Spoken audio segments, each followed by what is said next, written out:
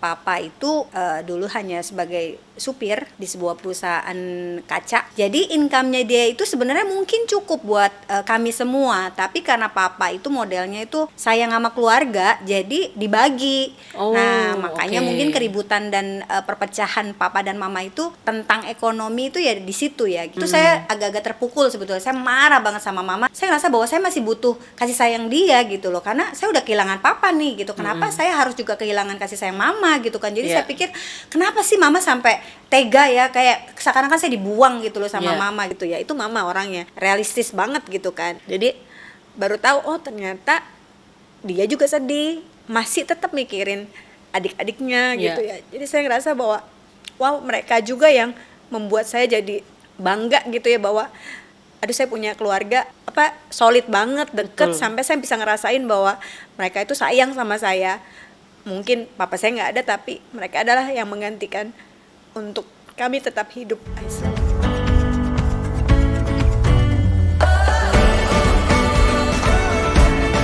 Halo pemirsa GMCC Podcast. Hari ini kita punya edisi yang super spesial. Kenapa demikian? Karena hari ini hostnya bukan Ibu Nelly seperti yang biasa Bapak Ibu saksikan. Tetapi hari ini saya akan mewakili Ibu Nelly untuk menjadi host di GMCC Podcast.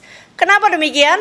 Karena narasumbernya tidak lain dan tidak bukan adalah Ibu Nelly Suryajaya sendiri. Keren kan? Hari ini spesial. Gimana Ibu Nelly perasaannya duduk di kursi panas hari ini? Gak enak? Deg-degan? Oh, deg-degan. Kirain kursinya bawahnya ada kompor gitu ya, panas ceritanya. Baik, pemirsa, kita akan mulai GMCC Podcast kita. Kita nantikan cerita-cerita yang seru dari Ibu Nelly. Nah, Bu Nelly, mungkin bagi banyak orang, Ibu Nelly sudah ada yang pada tahu lah ya, bahwa Ibu Nelly itu istri dari Gembala GPI GMCC, Pastor Paulus Suryajaya. Tetapi mungkin latar belakang kehidupannya dulu-dulunya tidak semua orang tahu. Jadi hari ini kita mau kupas sedikit demi sedikit tentang latar belakang kehidupan Ibu Nelly. Mulai dari latar belakang masa lalu, saya ingin tahu keluarganya Ibu Nelly. Saya dilahirkan dari keluarga yang ya cukup lah ya, tapi juga kekurangan juga iya gitu ya. Tapi puji Tuhan kami semua dipelihara oleh Tuhan. Berenam saudara, saya anak 5. Yang tadi Ibu katakan keluarganya maksudnya sedang-sedang tuh secara ekonomi maksudnya Ibu? Iya. Sedang-sedang ya? Dibilang berkelebihan? Tidak. Tapi kalau sampai kurang banget? Enggak juga. Berarti cenderung kurang. cenderung kurang. Oke. Terus tapi harmonis gak kira-kira keluarga Ibu? Secara keluarga kalau papa mama sebetulnya dibilang harmonis ya, kalau saya lihat sih tidak terlalu ya namanya keluarga kan nggak ada yang sempurna ya. Keributan papa dan mama itu ya makanan sehari-hari juga gitu ya, pertengkaran karena ekonomi, karena kebutuhan keluarga, terus karena situasi mungkin kelelahan, kecapean dan lain sebagainya ya, biasalah seorang istri yang menuntut suaminya, seorang suami yang meminta istrinya tidak bawel, gitu-gitu deh. Itu juga terjadi kok. Seperti layaknya suami istri, papa dan mama saya juga ya sering lah pertengkaran rumah tangga pada umumnya ya. Iya betul. Oke, pada waktu itu apakah papa jadi yang memberi nafkah, hanya papa seorang yang bekerja atau mama juga? Ya dulu papa tuh cuman papa doang, mama enggak. Mama jadi ibu rumah tangga. Berarti untuk membesarkan berapa anak tadi? 6. Yep. Cukup banyak ya Bu yang mesti dipikul papa, betul ya Bu? Betul banget. Dan papa itu karena dulu hanya sebagai supir di sebuah perusahaan kaca. Dan sebetulnya secara keuangan atau secara pendapatan pas-pasan, tapi papa itu dari setiap kali dia punya income, dia punya pendapatan dari gajinya itu, dia tidak hanya fokus untuk keluarga, untuk mama dan anak-anak, tapi dia itu saking sayang dan perhatian sama kakak dan adik-adiknya dari keluarga papa, jadi income-nya dia itu sebenarnya mungkin cukup buat kami semua, tapi karena papa itu modelnya itu sayang sama keluarga, jadi dibagi. Nah, makanya mungkin keributan dan perpecahan papa dan mama itu tentang ekonomi itu ya di situ ya gitu. Ya. Nah, dulu itu apakah ibu dibesarkan oleh keluarga yang sangat spiritual, rajin beribadah atau bahkan pelayanan dan sebagainya atau tidak? Tidak. Jadi papa mama Oke. lalu umur 9 tahun papa saya tuh meninggal akhirnya. Umur 9 tahun Ibu Saya Nelly, umur 9 tahun, papa meninggal. papa meninggal. Waktu Sakit? usia papa tuh 49 tahun. Sakit. Oh. Jantung dan serangan jantung dan darah tinggi sih waktu itu. Berarti tiba-tiba atau sudah ada gejala? Boleh diceritakan mungkin? Jadi papa itu kayak stroke ya, tiba-tiba itu di hari Minggu. Kami lagi tidur siang, tiba-tiba papa ke kamar mandi, terus tiba-tiba ada kayak bunyi jatuh gitu yang besar gitu. Terus tahu-tahu ternyata itu adalah papa. Jadi itu sore waktu sekitar jam 3:30-4 gitu, kami semuanya bangun gitu ya, anak-anaknya bangun terus lihat ternyata papa jatuh. Jatuh di kamar mandi ya? Jadi kayaknya mungkin karena langsung stroke ya. Oke. Terus akhirnya langsung dibawa ke rumah sakit, dirawat dari hari Minggu itu sampai dengan hari Sabtu sore sekitar jam 6 gitu kalau nggak salah, itu akhirnya saya dapat kabar bahwa papa sudah meninggal dan dipanggil Tuhan.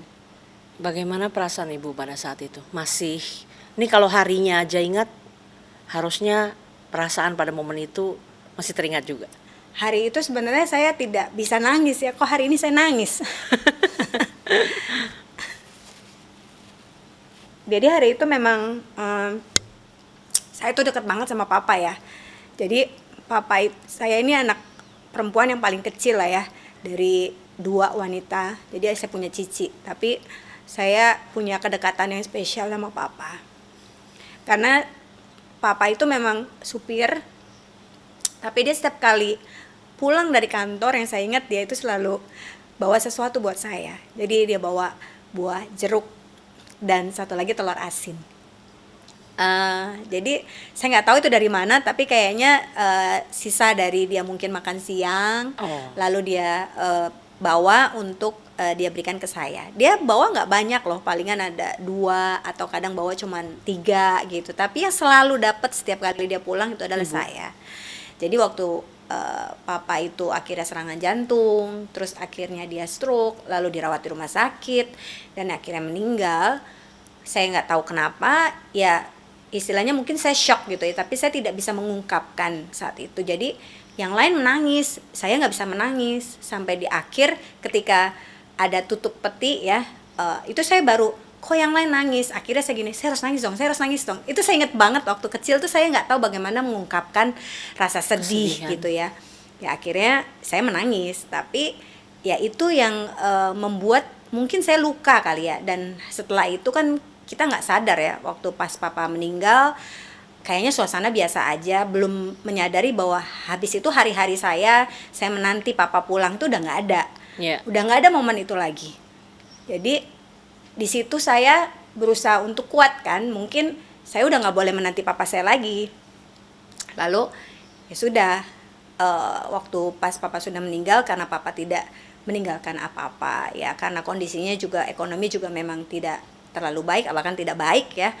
Jadi saat itu ya mama mulai berpikir bagaimana nih, anak-anaknya banyak, sementara tidak ada yang ditinggalkan, rumah juga tidak ada, terus keuangan apalagi, sementara mama juga tidak punya skill apa-apa, bahkan dia tidak punya ijazah untuk dia bisa mungkin mencoba untuk sekolah gitu. Jadi akhirnya semua anaknya itu punya pemikiran masing-masing dan mereka berusaha masing-masing. Dari kakak saya yang pertama, yang tadinya dia lulus SMP, harusnya dia melanjutkan ke SMA, Koko akhirnya harus bekerja karena dialah yang mewakilkan papa ketika papa meninggal kan. Jadi itu Koko dia yang paling besar berarti ya. Koko yang paling besar. Akhirnya dia mengorbankan untuk tidak sekolah. Akhirnya dia bekerja untuk coba bisa membantu mama. Terus kakak saya yang kedua itu perempuan, dan beliau akhirnya waktu itu masih SMP juga. Jadi dia mulai cari apa yang bisa dia lakukan sehingga bisa menutupi keuangan untuk kehidupannya dia juga, yaitu untuk sekolahnya. Dia akhirnya mencoba untuk menerima les buat anak-anak SD, anak-anak TK.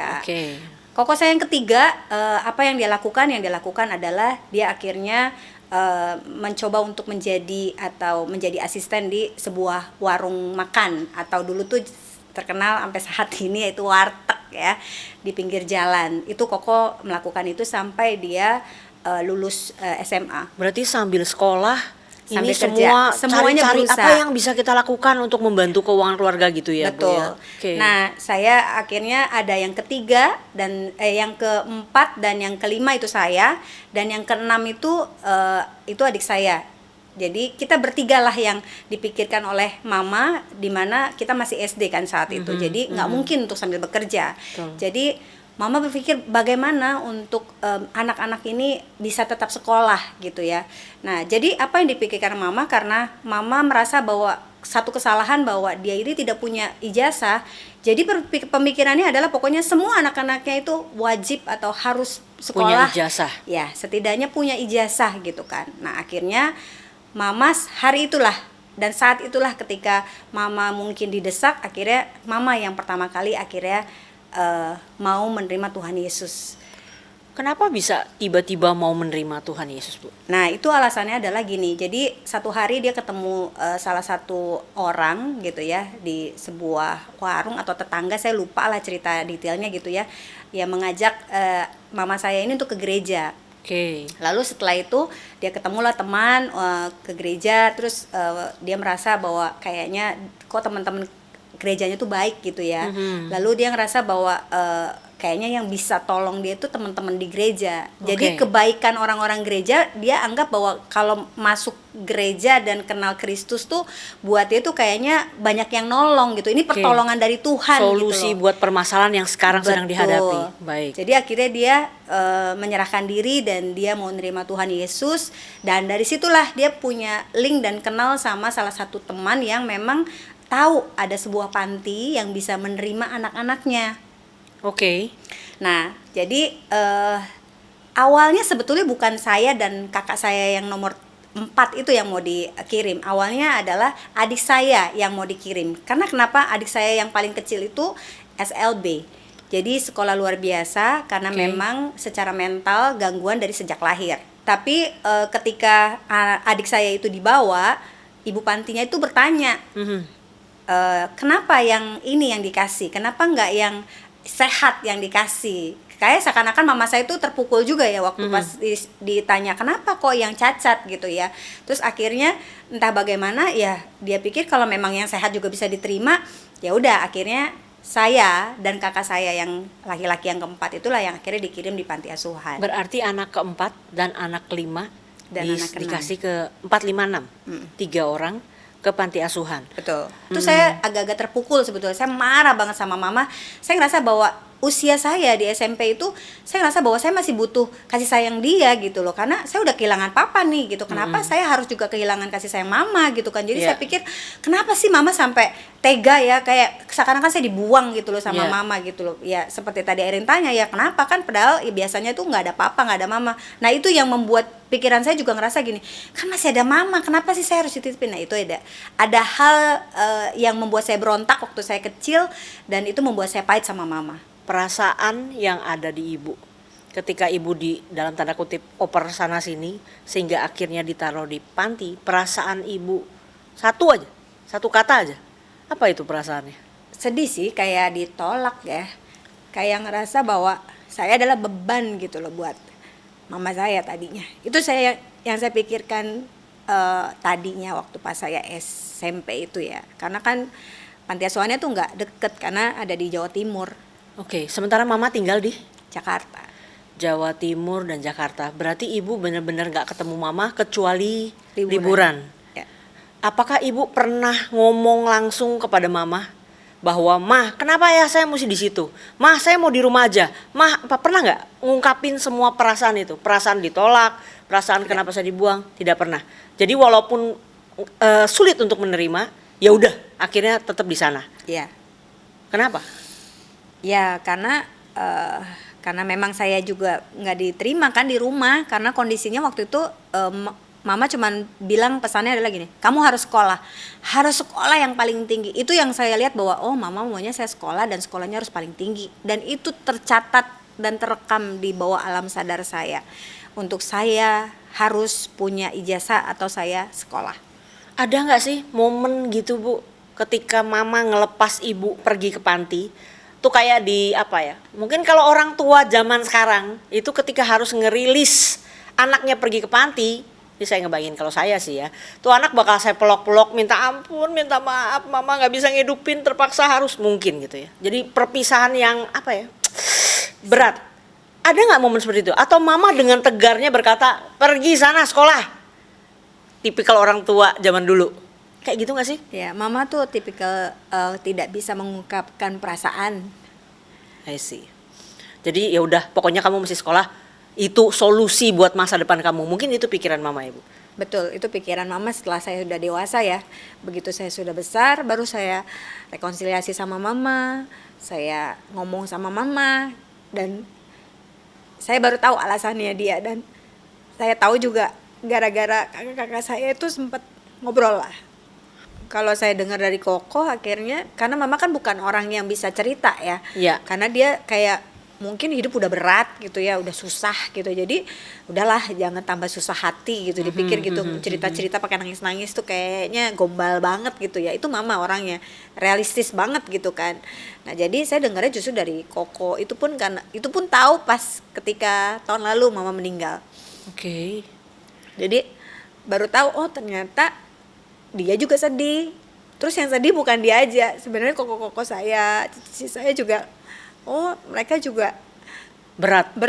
ya gitu, Tapi sampai tidak bisa bikin apa-apa gitu iya, ya. jadi sampai makanya pas begitu saya lulus SMP, cici saya, koko saya sepakat mereka untuk mengembalikan saya dan koko saya yang keempat itu untuk balik ke Jakarta, dan karena ngerasa bahwa udah bisa nih sekolahin mereka gitu, karena udah punya kerjaan, udah lulus sekolah juga gitu, terus jadi bisalah gitu walaupun tidak maksimal gitu ya, jadi ya udah gitu.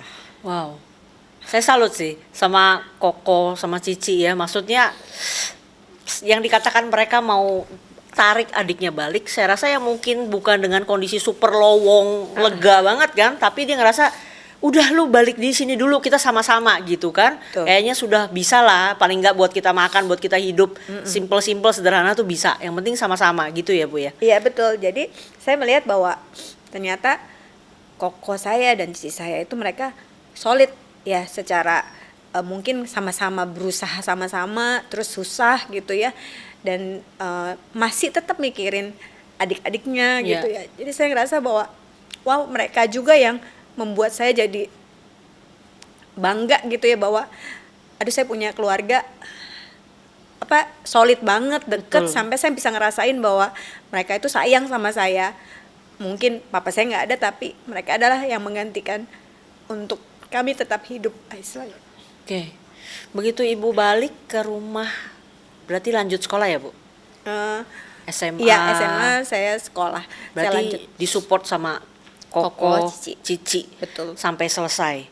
Sampai selesai SMA waktu itu. Jadi Cici bilang jadi mereka kan kayaknya bekerja sama kayaknya untuk menyekolahkan kami, bilang udah selesai ya gitu. Jadi kalau misalkan mau kuliah, coba kerja dulu, baru nanti cari duit sendiri kuliah, untuk bisa bayar kuliah sendiri. Betul. Gitu ya.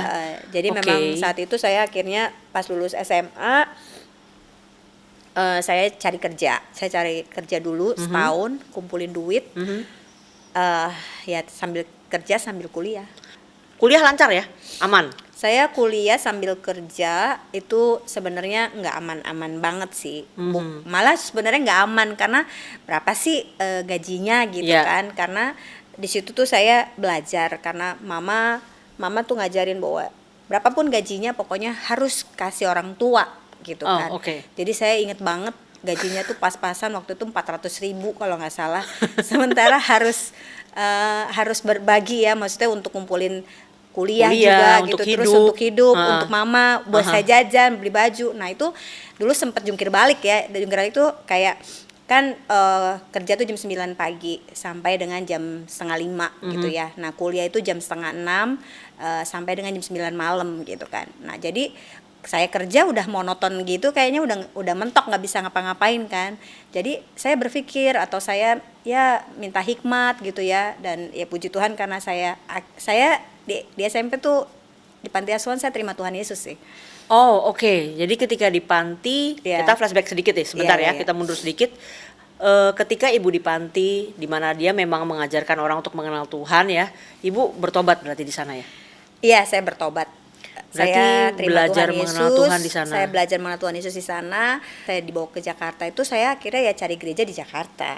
Oke. Dan tetaplah maksudnya saya cari gereja di Jakarta, ya saya berdoa, saya mengalami Tuhan lah saat SMP itu, dan sehingga saya juga nggak mau lepas untuk tidak beribadah. Jadi waktu Oke. SMA walaupun sulit, tapi saya mencari komunitas gereja tempat saya bisa bertumbuh gitu ya, ya di Gajah Mada.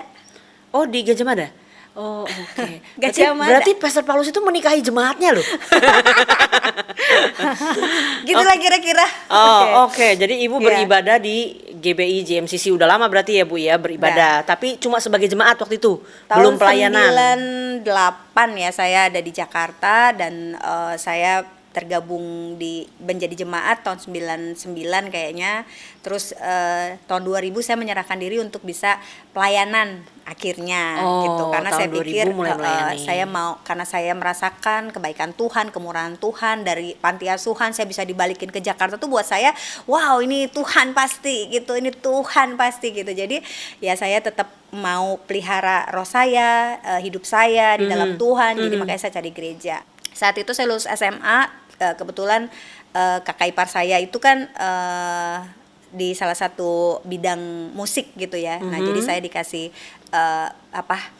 pembukaan awal untuk saya bisa kerja di salah satu musik industri gitulah ya istilahnya. Nah, disitulah saya berdoa, gimana nih ya Tuhan, terus kayaknya gajinya segini nih, bisa nggak ya gitu ya. Nah, saya coba gitu ya, karena awalnya saya ada dibantu sih sama kakak saya untuk bisa DP untuk sekolah, untuk kuliah. Selanjutnya ya pikirkan sendiri gitu kan. Iya.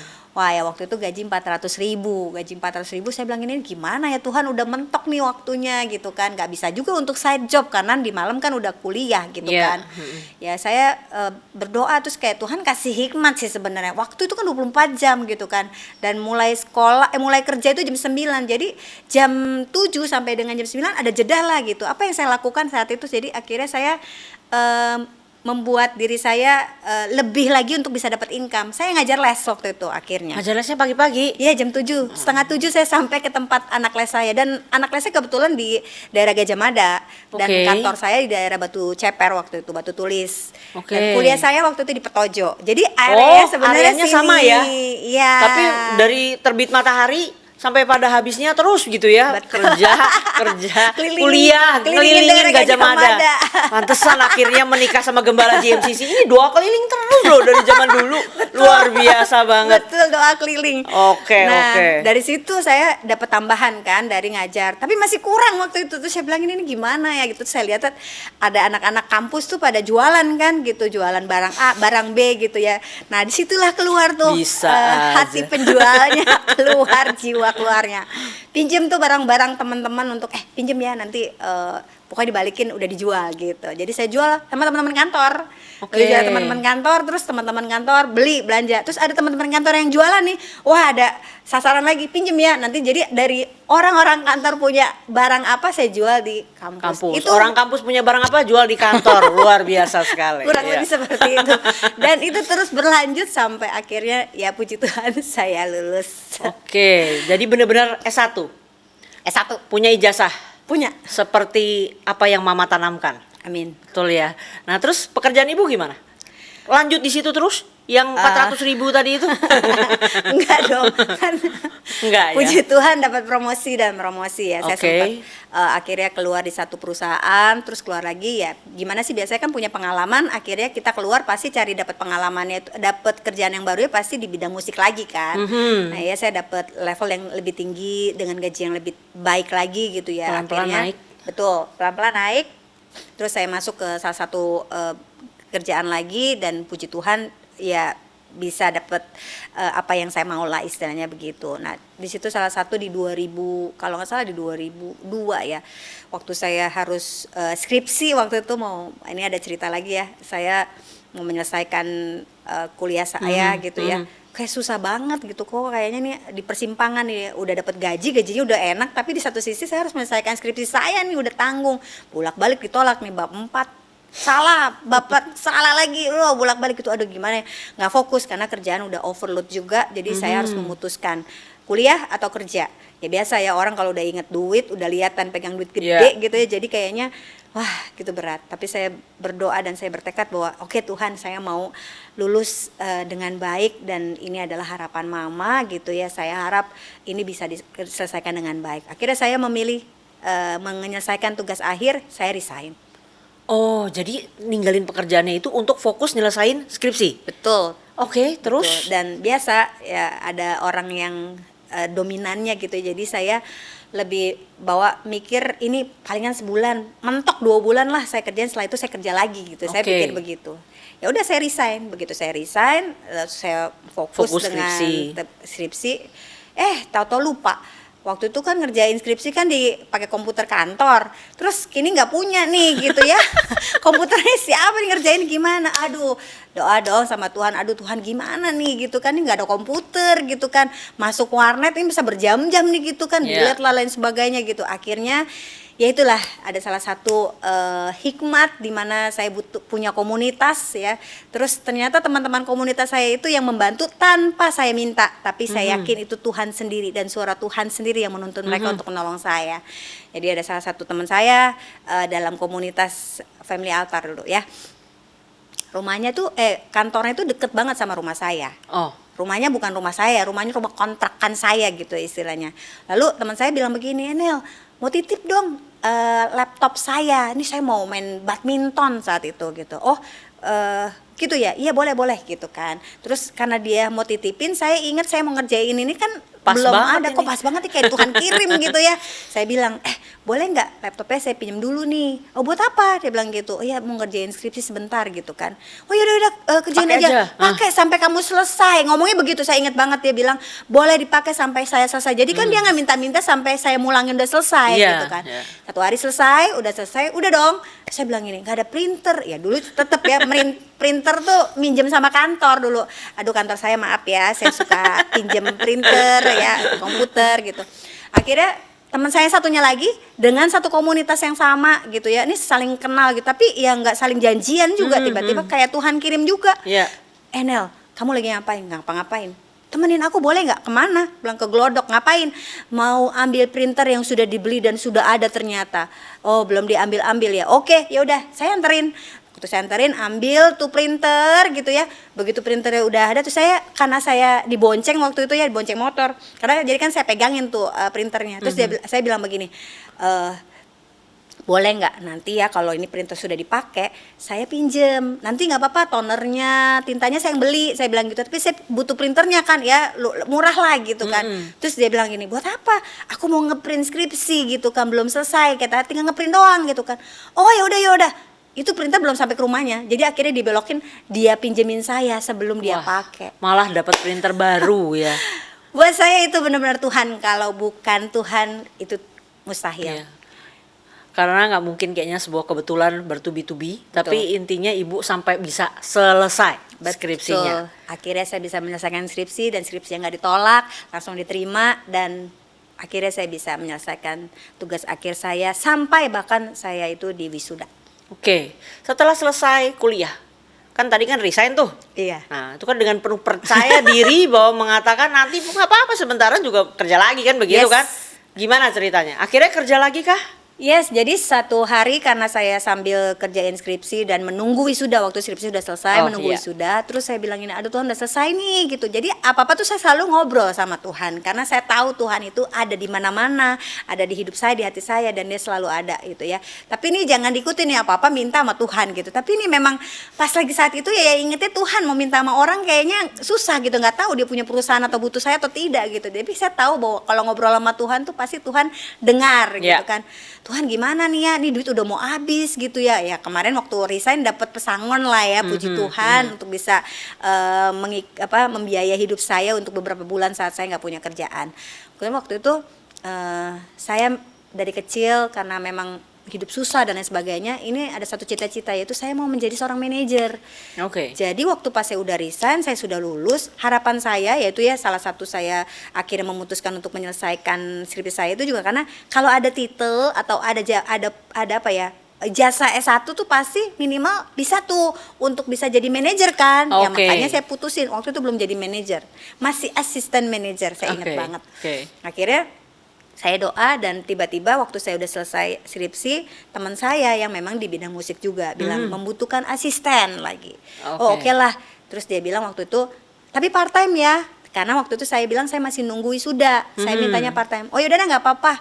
Nah tapi begitu saya melakukannya itu part time, ternyata gajinya lebih besar daripada full time. Oh, oke. Jadi teman saya bilang ini, udah deh full time aja. Ini gajinya kok jadi lebih gede daripada full time gitu kan. Terus aku bilang, oh ya udah gitu kan. Nah jadi tapi saya akhirnya tidak lanjut dengan beliau, tapi saya akhirnya mendapatkan pekerjaan yang lain full. Dan cita-cita saya kan manajer waktu itu, mentok di asisten dan asisten part time juga. Nah satu hari tiba-tiba ada yang saya udah bingung gitu ya, mau dia ditawarin tapi saya tidak terima untuk jadi full time assistant manager, karena saya bilang gini, kan saya habis lulus S1 harusnya sih di manajer, kenapa jadi asisten lagi, nggak mau. Akhirnya saya tolak juga. Nah sombong gitu ya, karena nolak juga gitu, akhirnya saya agak-agak berangsur-angsur sih jobless gitu ya. Dan satu hari saya agak mikir gitu, ini gimana ya, kok nggak datang kunjung-kunjung kerjaan manajernya gitu kan.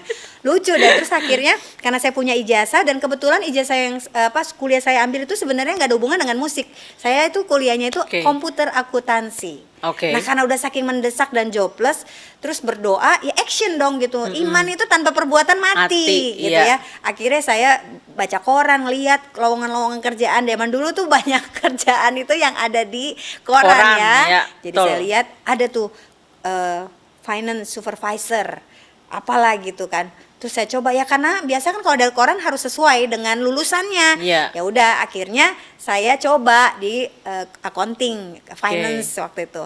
Saya melamar, diterima. Waktu diterima, kok ya tiba-tiba dia bilang waktu pas saya udah diterima, dapat kerjaan, terus gaji juga baik gitu ya, saya lihat fasilitas juga baik gitu. Tapi pas begitu hari saya masuk saat itu, saya ngerasa bahwa kok gak ada message sejahtera ya, mau kerja, ini mau kerja loh ya, kan duit itu udah empas-empis gitu ya, Senin Kamis gitu. Tapi akhirnya saat itu saya berdoa, saya bilang, gimana nih, itu benar-benar ya, saya tuh ngerasa bahwa kayak ada Roh Kudus tuh bicara bahwa ini kerjaan bukan buat kamu, ini kerjaan buat orang lain. Ya iya sih, karena kok kayaknya hati saya bukan tempatnya gitu kan. Ya udah saya telepon aja bos saya bilang, Pak maaf ya, ini kayaknya bukan buat saya, maaf saya mengundurkan diri. Pas saya tutup tuh sebenarnya saya menyesal, ini bodoh banget gitu ya, itu kan kerjaan gitu ya. Seumur-umur belum pernah dengar sih Bu, ada orang duitnya Senin Kemis tiba-tiba udah kerja atau nggak jadi kerja gitu. Itu terjadi Ajaib. dalam hidup saya. Tapi lucunya karena memang saya mendengarkan itu ya, tapi jangan dites ya, karena Tuhan bicara itu beda-beda ya. Dan ini kebetulan bicara sama saya. Jadi saya lakukan itu, dan seminggu kemudian, kayak nggak sampai seminggu lah, 5 hari waktu itu, tiba-tiba benar, kan waktu itu ada Roh Kudus juga bilang, kerjaan yang untuk kamu itu kerjaan yang cari kamu, bukan kamu. Gimana, konyol banget kan gitu kan. Tapi ya udah saya ikutin. Betul, setelah 5 hari ada orang yang telepon saya bilang begini, halo Nel, apa kabar gitu kan. Saya nggak kenal orangnya, terus tapi dia memperkenalkan diri sehingga saya tahu, oh orang ini dapat kenalan dari referensi teman saya yang di dunia musik gitu kan. Ya aku butuh manajer nih gini-gini, nah ini perusahaan baru dan lain sebagainya dari Singapura dan lain sebagainya. Oh bisa ketemu kapan gitu kan. Saya bilang ya udah besok. Hah, kamu nggak kerja? Iya nih saya lagi cari kerja. Dan disitulah kayak momen dimana ini nih Tuhan bicara, ini kerjaan yang cari saya gitu kan, dan manajer pula kan, seperti apa yang saya cita-citakan. Ya udah, nggak lama besok datang langsung diterima, nggak nego gaji, nggak gimana, saya minta gaji berapa langsung diterima. Itu amazing banget, dan buat saya wow, disitulah turning point ketika saya jobless tuh saya dapat kerjaan, dan itu di musik lagi, dan saya berkutat di situ. Terus sempat kerja di tempat lain? Ya akhirnya saya di salah satu perusahaan elektronik cukup besar, terbesar di Jakarta dan Indonesia sebetulnya. Ya, saya tidak sebutkan brandnya. Dan saya mencoba untuk menjadi waktu itu dibuka lowongannya adalah business development. di Oke. bawah tim promosi gitu ya, dimana saya itu bekalnya adalah musik industri, pengalaman saya kontrak dengan artis dan lain sebagainya, dengan pencipta lagu dan lain sebagainya, tapi tiba-tiba saya harus banting setir untuk ke elektronik gitu ya, Oke. yang ya merek-merek ya handphone, TV, kulkas gitu ya. Wah itu amazing sih ya buat saya, itu entah mungkin tuntunan Tuhan juga kali ya. Jadi ya saya merasa bahwa ini Tuhan tuntun saya kemana gitu, saya nggak jelas. Tapi saya coba. Saya pikir Oke. saya nggak bisa survive, tapi ternyata saya bisa survive juga. Apakah itu titik puncak karir Ibu? Belum. Belum. Setelah itu berarti Itu ada start, lagi. justru saya ngerasa bahwa wow di sini ternyata saya bisa ya gitu, yang Oke. akhirnya saya bisa punya link baru, dunia baru, dan ternyata saya bisa gitu ya. Akhirnya dari situ saya kalau nggak salah nggak lama di situ ya, sekitar 1,5 tahun. Kebetulan ini ada salah satu atasan saya yang dulu juga di musik, yang itu yang Tuhan kirim saya waktu pas saya jobless ini. Iya, iya. Dia menelpon saya dan membutuhkan orang atau yang bisa punya pengalaman di dunia musik ini, musik publishing ya. Iya. Terus untuk bisa gitu ya membantu, kebetulan ada perpindahan atau pergantian manajer yang kayaknya nih tidak menguasai bidangnya. Jadi Oke. dia minta saya yang Dia memang kepikiran, lebih Ibu nih kayaknya bisa. Oke, betul. oke. Kebetulan waktu itu bos saya dengan mantan bos saya ini yang meminta saya itu kenal, mereka temenan. Jadi karena saya nggak bisa main resign begitu saja, ya teman dengan teman minta izin, boleh nggak minjem Nelly gitu ya, minta sebetulnya gitu. Jadi akhirnya saya keluar dan saya menolong, dan itulah akhirnya saya balik lagi ke dunia musik lagi Oke. itu musik publishing. Jadi saya suka mengalami atau menantang diri gitu ya Yes, istilahnya. Ya you sudah. are.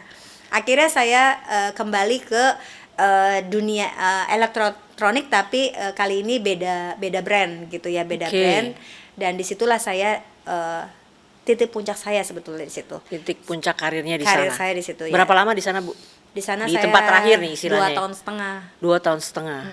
Puncak karir Ibu? Pekerjaan terakhir Ibu Itu di pekerjaan terakhir secara sekuler. full time di sekuler.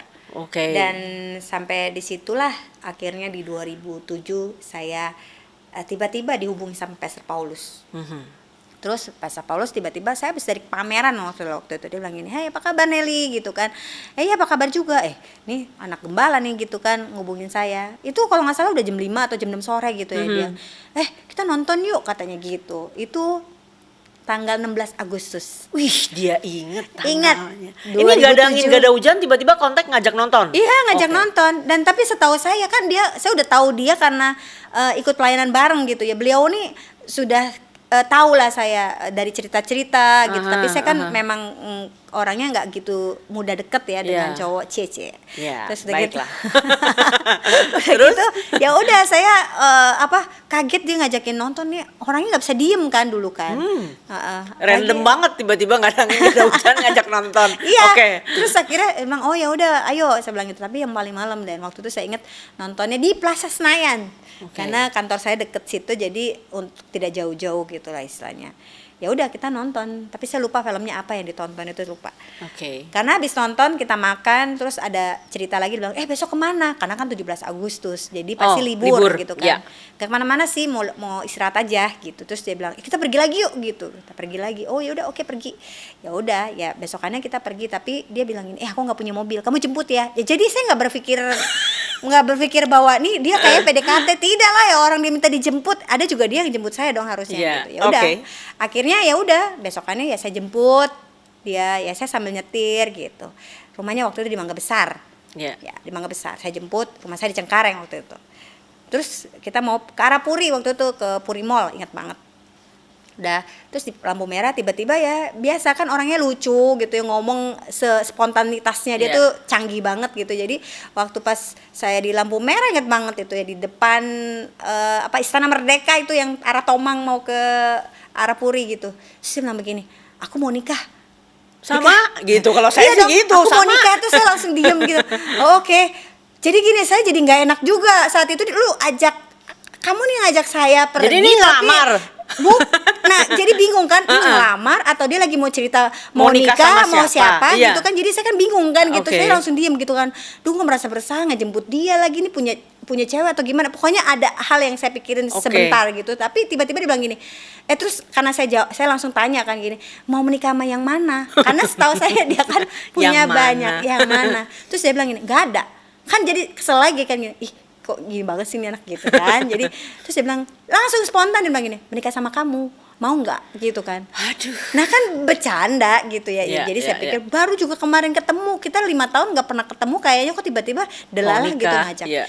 Saya ya bercanda kan, karena dia juga pikir bercanda. Saya bilang ya ayo gitu, ayo menikah gitu. Udah, terus saya pikir kan bercanda. Itu Agustus tanggal 17 2007.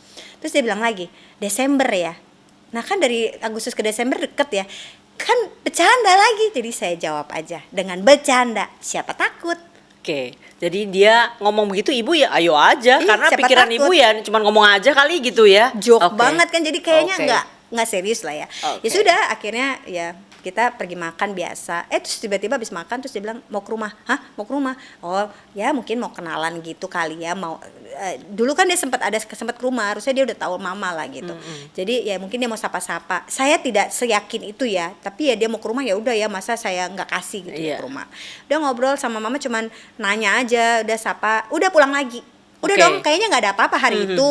Terus ya udah saya kerja lagi, saya fokus biasa sehari-hari. Tiba-tiba telepon, dia bilang begini, bisa nggak ke rumah aku? Hah? Itu kayaknya kalau nggak salah seminggu setelah itu. Jadi tanggal 17 ya, seminggu hitung aja lah sekira kurang lebih sekitar tanggal 20-an ke atas gitu ya. Oh ya 24 atau 23 gitu ya. Ke rumah, aku bilang begitu. Terus ngapain? Ya papa mamaku mau kenalan sama kamu. Oh gitu. Nah itu tuh kayak orang disirap, dan saya nggak sadarkan diri kayak gini. Oh ya gitu. Tapi saya bisa ke rumah kamu itu jam 8 ya gitu. Saya kayak orang nggak ngikut aja gitu ya. Ya, kayak kemarin dikasih makan apa gitu ya, nggak tahu juga gitu. Jadi saya nurut aja. Ini ada ilmunya nih kayaknya Pastor Paulus ini. Iya Saya datang ke rumahnya, terus saya ketemu, ternyata betul ada Pak Yopi dan ada Bu Eli waktu itu. Dan saya dan Pastor Paulus. Jadi berempat. Kita duduknya begini, dan Pak Yopi dan terus dia langsung kita duduk. Bu Eli tuh lihat dari atas ke bawah, dari atas ke bawah. Ini anak kecil mau ngapain gitu kan, intinya begitu. Terus udah kita duduk, langsung loh Bu Eli langsung bilang begini, kamu mau nikah sama anak saya? Saya bilang nih anak mau ngomong apa, saya bingung kan. Akhirnya saya bilang, oh iya, kita kemarin ketemu, terus ya Paulus ada ngajakin saya nikah sih, saya bilang gitu. Iya sih gitu. Terus saya bilang mungkin hari ini mau minta restu kali sama om sama tante. Saya ngomong begitu ya kali kan. Saya ngomong menjelaskan dengan sepemahaman saya, lucu aja itu. Hikmat ngalir aja gitu ya. Dan saya ngomong, apa yang terjadi? Om tantenya tuh bingung juga kan gitu kan. Terus ya gitu, kamu tahu nggak? Nih Paulus tuh banyak yang naksir gini-gini. Iya saya tahu om tante gitu kan. Iya saya bilang boleh nikah sama saya, tapi kalau nggak ada restu dari papa mama saya nggak mau, saya bilang gitu. Jadi saya percaya kalau ada restu mau nikah dari orang tua itu pasti jalannya adem, enak, dan pernikahannya pun pasti langgeng, dan bahkan mungkin gitu ya harapannya adalah maut yang memisahkan. Itulah ya, enak lah ya gitu. Nah terus Pastor Paul langsung begini, papi mami restuin nggak saya mau nikah sama dia? Terus saya bilang, Bu Eli sama Pak Yopi bingung kan, kalau papi mami nggak restuin saya nggak mau nikah. Pak Yopi, Bu Eli juga bingung gitu ya. Ya udah deh, udah kita restuin gitu. Udah kan udah direstuin, terus akhirnya ya udah mau kapan gitu Bu Eli sama Pak Yopi. Pastor Paul ngomong, Desember. Wah beneran Desember dia gitu kan. Terus saya diem dong gitu kan. Terus Pak Yopi sama Bu Eli mungkin bingung lihat-lihatan gitu. Terus dia tanya jadinya sama saya, Bu Eli. Jadi dia curiga kayaknya saya mungkin sudah terjadi something antara berdua. Kamu sudah hamil sama anak saya? Terus saya langsung bilang, ya maaf ya, egonya masih tinggi waktu itu. Jadi saya juga berani dengan terus terang bahwa saya belum diapa-apain gitu, belum diapa-apain sama anaknya. Baru minggu lalu tuh baru pergi nonton, pegang-pegangan juga belum gitu tante gitu ya. Dan ini juga nggak tahu terjadi atau tidak gitu kan, intinya gitu. Jadi saya bilang belum tan gitu kan. Tapi kalau misalkan tante ini nothing tulus, saya bilang. Kalau tante nggak restuin nggak apa-apa kok, saya bilang begitu. Malah kalau saya udah hamil, jangan tunggu Desember, hari ini juga tante harus restuin dan nikahin saya. Waktu itu saya ngomong begitu sih. Ya agak-agak kurang ajar, maaf ya Pami. Jadi intinya akhirnya mereka bilang bahwa disetujuilah dengan kondisi itu. Saya cuma bilang gini, udah ya om tante, saya pulang dulu, udah malam nih.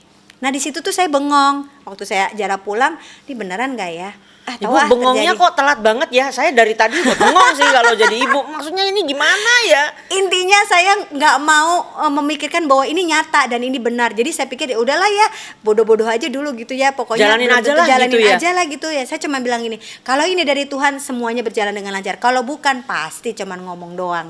Itu. Jadi ya udah dijalanin. Dan akhirnya saya dilamar dan itu saya ngumpulin keluarga gini. Ayo Ci, kita akan ada makan malam begini. Apa sih? Mereka juga kayak saya juga antara panik tapi saya juga nggak tahu ngumpulin, dan keluarga saya tidak bertanya dengan detail, tapi ya udah ya kumpul. Jadi keluarga belum bilang makan. nih mau ngapain ngumpulin. Belum. Pas begitu udah kumpul baru saya bilang gini, nanti ya ada yang mau iket gitu. Saya nggak ngomong lamar, iket doang, katanya mau kasih kalung gitu kan, saya bilang begitu. Ya istilahnya gitu kan. Udah abis dari situ ya udah keluarga saya juga ya orangnya kan cuek, santai, ya udah yang pokoknya yang terbaik buat Nelly, istilahnya begitu. Ya sudah, dan akhirnya semua bisa disusun dan direncanakan, dan 4 Januari adalah menjadi pernikahan kami. Ini proses menikahnya kan cukup membuat bingung gitu ya. Bapak Ibu, saya sih bingung gitu ya. Nah, begitu nikah sempat ini enggak sih mengalami shock. Begini, why gitu. Kita yang sudah pacaran 2 tahun, 3 tahun aja begitu menikah itu biasanya muncul Bu pertanyaan kayak gini. Ternyata lu kayak gini gitu, atau kok ternyata seperti ini. Apalagi yang cuma diajak nonton sama apa tuh kemarin tuh, sedikit doang gitu kan ya. Tiba-tiba nikah dan sebagainya. Sempat shock atau sempat ini gue mimpi nggak atau nyesel? Nah, shock.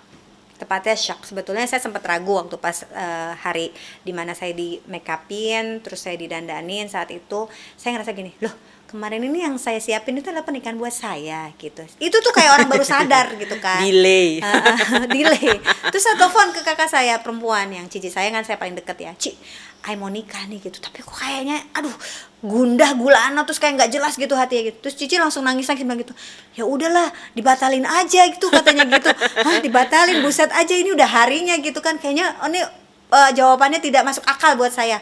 Akhirnya saya nanya lagi sama kakak saya yang cowok, dan dia juga cukup dekat sama saya ya. Kok ini kayaknya nggak mungkin gini-gini, nggak ngerti, nggak jelas, nggak kenal nih siapa yang aku nikahin gitu kan. Gimana nih, nangis-nangis saat itu ngomong-ngomong. Terus si Koko lebih menguatkan ya begini, Nelly gini, mau pacaran berapa tahun pun itu tidak akan bisa mengetahui bahwa mengenal 100% tidak, dia bilang begitu. Tapi yang penting adalah gini, Nelly kalau memang mau nikah itu adalah komitmen. Jadi komitmen itu bukan hanya bersama-sama dengan manusia, tapi dengan Tuhan. Jauhkan dari kata bercerai, dia bilang gitu, tapi berjalan sama Tuhan. Jangan pernah mimpi kalau suami itu nanti romantis, bukain pintu kamu, pintu mobil dan lain sebagainya, ngasih kamu dan lain sebagainya. Akhirnya ini jawaban menurut saya masuk akal. Jadi karena masuk akal ya ini ya, saya ini orang yang masuk akal, saya bisa terima. Akhirnya lanjut dan menikah. Akhirnya saya menikah, ya betul, sesuai dengan perkiraan saya bahwa saya akan terkaget-kaget gitu ya, shock banget gitu ya dengan caranya, dari budaya yang berbeda. Sementara Pastor Paulus kan banyak sakit lagi, di situ terbongkar semua gini, nih kayak beli kucing dalam karung nih, baru kelihatan semuanya gitu kan. Saya ngerasa gini, aduh nih gimana ya gitu, aduh saya nangis di pernikahan saya awal-awal. Udah kayaknya belum muncul chemistry gitu ya, chemistry masih mencari-cari gitu ya. It's amazing buat saya, dan tapi luar biasa ya, sampai ya dari rasa menyesal menikah salah apa enggak nih sama orang ini, kok banyak penyakit, kenapa? Ya kita kan pikirannya menikah itu kayaknya gitu ya, ada laki-laki yang melindungi, menyertai gitu ya. Paling tidak kalau dia nggak bukain pintu, paling nggak dia nyetirin gitu lah ya, gitu ya. Tapi ya inilah kebiasaan saya, ternyata keahlian saya menyetir sangat-sangat berguna di dalam kehidupan pasangan hidup suami istri. Jadi puji Tuhan saya memperlengkapi suami saya, tapi ternyata saya juga diperlengkapi oleh suami saya ya. Terus intinya ya saya shock sih, saya sempat kaget dan saya menangis-nangis dan saya mencari Tuhan. Dan saya rasa pernikahan saya lah justru yang mendatangkan kemuliaan Tuhan, bisa saya lihat dengan nyata. Dalam kelemahanku, kuasa Tuhan sempurna. Jadi dari yang tadinya saya mengeluh, saya mungkin dalam hati ya, walaupun saya tidak menunjukkan keluhan saya dengan Pastor Paulus gitu ya, dan mungkin banyak yang melihat bahwa seakan-akan saya strong woman gitu ya, padahal hati saya itu yang rapuh dan saya ngerasa bahwa oh my God, berat banget, boleh kacauan ini berlalu dari aku Nggak gitu. bisa. Banyak banget hal yang saya lewatin ya, dari saya harus beradaptasi dengan keluarga dari sisi Pastor Paulus, saya juga harus mengimbangi pelayanan, menjadi ibu gembala. Iya. Itu menjadi ibu gembala itu saya jauhkan, saya berdoa, aduh Tuhan, biarkanlah itu bukan cawan saya dan lain sebagainya. Tapi mohon maaf, ternyata saya harus bergabung menjadi dan mendampingi Pastor Paulus sebagai ibu gembala. Dan it's so hard, but kalau saya bisa sampai hari ini, again itu adalah kemurahan Tuhan. Saya rasa hari ini kita semua bisa belajar banyak dan dapat banyak dari Ibu Nelly. Mungkin sebagai penutup, Bu, kira-kira Ibu punya closing statement, saran atau masukan atau apapun buat pemirsa GMCC hari ini terkait dengan apa yang Ibu sharingkan hari ini? Bapak Ibu, sebetulnya berat gitu ya untuk menjadi ibu gembala loh gitu ya. Saya bisa ngebayangin ibu-ibu gembala di luar sana gitu ya, menjadi, sebetulnya mereka bukan public figure, tapi mereka harus bisa menampilkan yang terbaik, bukan dirinya saja tapi apa yang Tuhan mau dalam kehidupannya gitu ya. It's not that simple gitu ya. Kalau Tuhan tidak memilih gitu ya, saya yakin banget saya tidak ada di sini. Jadi saya percaya saya ada di sini karena Tuhan memilih saya gitu ya. Dan wow, ini kemuliaan memang buat Tuhan, bukan buat saya. Saya sekali lagi bukan siapa-siapa. Saya ini kayak orang yang dipungut dari tempat sampah, yang dipungut dari panti asuhan gitu ya. Seperti tadi mungkin Bapak Ibu tahu gitu ya. Dan ini karena saya kembali dilayakan sama Tuhan. Dan Bapak Ibu yang mungkin di luar sana, buat ibu-ibu gembala di luar sana, atau mungkin para wanita yang di luar sana gitu ya, bahwa hidup kita adalah pelayanan. Jadi jangan tunggu kita sukses, jangan tunggu kita ini menjadi seseorang dulu untuk melayani Tuhan. Kita harus tahu bahwa hidup kita ini adalah anugerah Tuhan. Apapun yang dipercaya sama Tuhan, lakukan sebaik mungkin. Dan satu lagi, percayalah, bukan kita yang mau, tapi Tuhan yang mau untuk kita melakukannya. Karena kalau kita mau, Tuhan tidak mengizinkannya, kita tidak akan mendapatkannya. Jadi pesan saya, jangan pernah berlari dari Tuhan. Karena Tuhan tidak pernah jauh dari kita. Tuhan selalu ada bersama-sama kita. Amin. Untuk kemuliaan Tuhan. Amin. Itu saja. Oke, thank you so much Ibu Nelly. Buat Bapak Ibu yang dari tadi menyaksikan, saya rasa kita semua bisa belajar banyak hari ini.